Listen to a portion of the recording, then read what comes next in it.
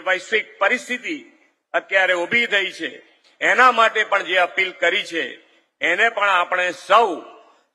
વિવેકપૂર્વક ઉપયોગ કરી અને એનું પણ સમર્થન કરીએ અને મને વિશ્વાસ છે કે આપ પણ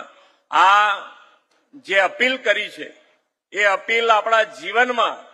આજે નહીં કદાચ વૈશ્વિક પરિસ્થિતિ રાબેતા મુજબ થાય તો પણ જો આપણા જીવનમાં આની ટેવ પડી હશે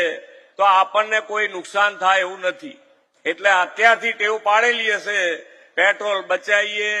સોનું ખરીદવાનું કદાચ ઓછું કરીશું પાણી બચાવીએ ઇલેક્ટ્રિસિટી બચાવીએ તો એ બધું જ આપણા જીવનને પણ ખૂબ મોટો લાભ કરવા વાળું છે તો આપણે સૌ સાથે મળી અને વડાપ્રધાનની અપીલને પણ એટલી જ વિવેકપૂર્વક એનો ઉપયોગ કરીએ। સૌરાષ્ટ્ર પટેલ સેવા સમાજ તથા સુરતવાસીઓ વડાપ્રધાનશ્રીની અપીલને પૂરતું સમર્થન આપશે।